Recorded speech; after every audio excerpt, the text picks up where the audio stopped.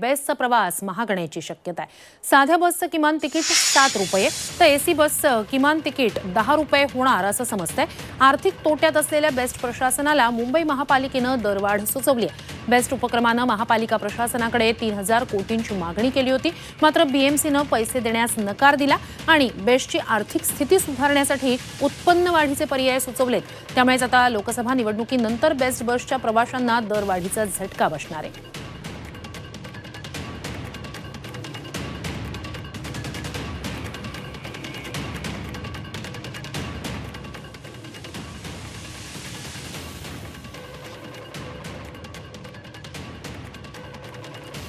तर सध्याचे तिकीट दर आहेत बसचे 5 किलोमीटरचे एसी बसचे 6 रुपये, 10 किलोमीटरसाठी 13 रुपये सध्याचे तिकीट दर आहेत। 15 किलोमीटरसाठी 19 रुपये असा सध्याचा एसी बसचा दर आहे आणि 20 किलोमीटर आणि त्याच्यापुढे 25 रुपये एसी बसचा सध्याचा दर आहे। मात्र आता लोकसभा अमृत नोनी गॅस्ट्रिन, अपचन, ऍसिडिटी, गॅस्ट्रबल ह्यापैकी तुम्हाला कुठलाही गॅस्ट्रिक प्रॉब्लेम झाला, उपाय एकच, अमृत नोनी गॅस्ट्रिन।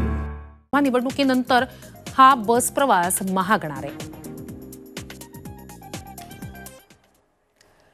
तर याच प्रस्तावित भाडेवाढीवरून आदित्य ठाकरे यांनी सरकारवर निशाणा साधलेला आहे। भाजप हे मुंबई विरोधी आहे। प्रस्तावित भाडेवाढ म्हणजे मुंबईकरांचे खिसे कापण्याचा आणखी एक मार्ग आहे असं आदित्य ठाकरेंनी म्हटलंय।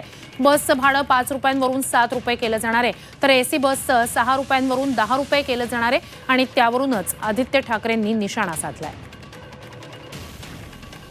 तर आदित्य ठाकरेंनी नेमकं काय म्हटलेलं आहे सोशल मीडिया पोस्टमध्ये पाहूया।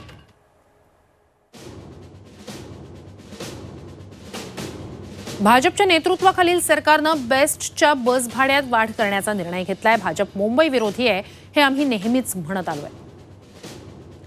ही प्रस्तावित भाडेवाढ म्हणजे मुंबईकरांचे खिसे कापण्याचा आणखी एक मार्ग आहे। प्रथमतः बसेसची संख्या कमी करण्यात आली।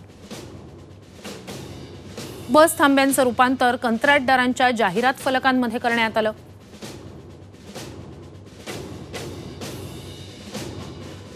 आता ही भाडेवाढ का? भाडं परवडणारं असावं म्हणून आम्ही इलेक्ट्रिक बसेसचा ताफा वाढवत होतो, मात्र मुंबई विरोधी असलेल्या भाजपनं बसेस कमी केल्यानं मुंबईकरांचे हाल होत आहेत।